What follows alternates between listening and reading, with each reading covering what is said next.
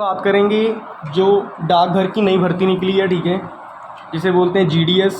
GDS का मतलब होता है ग्रामीण डाक सेवा, ठीक है, ग्रामीण डाक सेवा। और डाकघर की नई भर्ती 2024 में निकली है, जिसमें 10th पास मांगा है, ठीक है।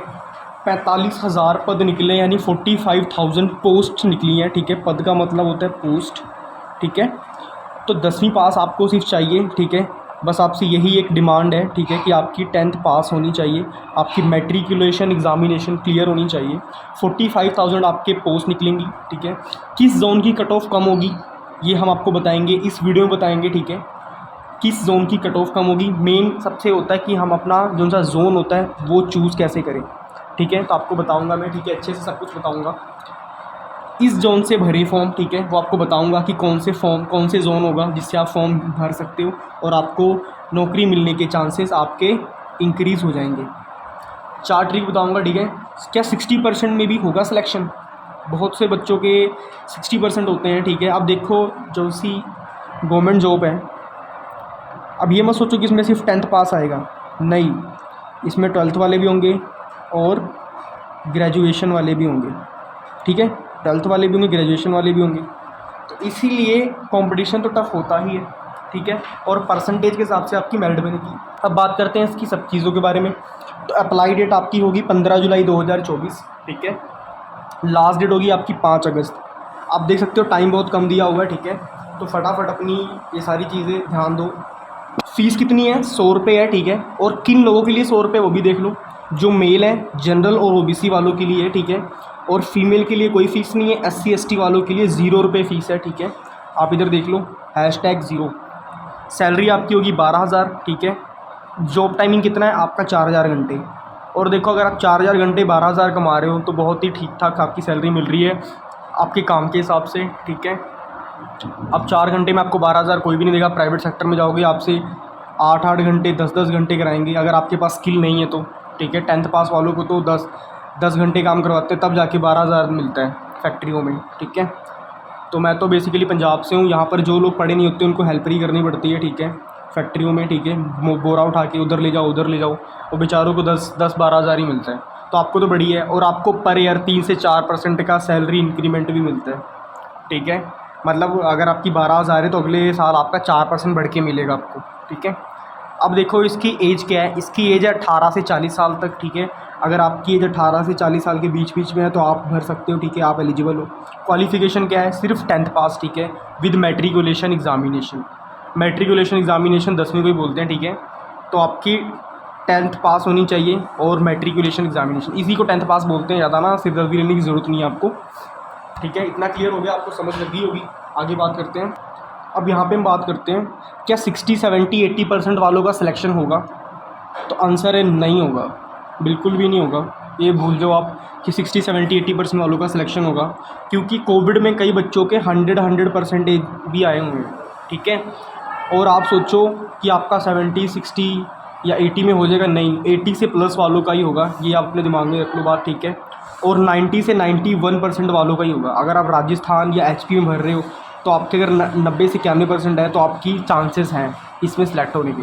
और आपको मैं बताऊंगा कौन कौन से जोन हैं जहां पर आप इजीली अपना भर सकते हो और आपको जॉब्स मिलने के चांसेस मिल सकते हैं। देखो, सबसे पहली बात आती है, क्या किसी भी स्टेट में फॉर्म फिल कर सकते हैं? पहला ये आता है, हाँ, आप किसी भी स्टेट में फॉर्म फिल कर सकते हो, मगर एक आपको बताऊँगा, रीज़न बताऊँगा। देखो, अगर आप किसी स्टेट में फॉर्म फिल करोगे तो आप उस स्टेट की लोकल लैंग्वेज आनी चाहिए। मैं तो यही बोलूँगा, उस स्टेट के फॉर्म फिल करना जिसकी लोकल लैंग्वेज हिंदी हो। अगर आप सोचो कि मैं कलकत्ता भर दूँ, कलकत्ता में वैकेंसी बहुत ज़्यादा है, अगर आप भर दोगे तो आपको बंगाली आना चाहिए, ठीक है। वेस्ट बंगाल की कैपिटल कोलकाता है, ठीक है। अगर आप कोलकाता में भरोगे तो आपको बंगाली आनी चाहिए, आपका बंगाली का टेस्ट होगा। अगर आपका टेस्ट नहीं हुआ तो आपको निकाल दिया जाएगा वहाँ से, समझ रहे हो, आपको वहाँ से निकाल दिया जाएगा। इसीलिए कह रहा हूँ, आप उन्हीं स्टेटों को चूज़ करना जिनकी लोकल लैंग्वेज हिंदी हो। अगेन नेक्स्ट बात करते हैं, आपको साइकिलिंग और कंप्यूटर आता होना चाहिए, ठीक है। अगर आपको आता होगा तो और भी अच्छा होगा, ठीक है। आपको कंप्यूटराइज डाटा वगैरह सब आपको वहाँ पे सिखाया जाएगा, मगर आपको नॉर्मल चलाना कंप्यूटर आना चाहिए, ठीक है। कीबोर्ड वगैरह आपको चलाना आना चाहिए, ठीक है। अब बात करते हैं कौन से ऐसे जोन है जहाँ पर आप भर सकते हो। तो आप बिहार में भर सकते हो, ठीक है, वहाँ की लोकल लैंग्वेज हिंदी है। छत्तीसगढ़ की भी लोकल लैंग्वेज हिंदी है। हिमाचल प्रदेश की भी लोकल लैंग्वेज हिंदी है, आप यहाँ पे भर सकते हो। झारखंड की भी लोकल लैंग्वेज हिंदी है, ठीक है। गुजरात की गुजराती है। मैं ये बोलूँगा जिन बच्चों को गुजराती नहीं आती वो यहाँ पे फॉर्म फिल मत करना, ठीक है। और सर बंगाल की आपको पता है बंगाली है, ठीक है।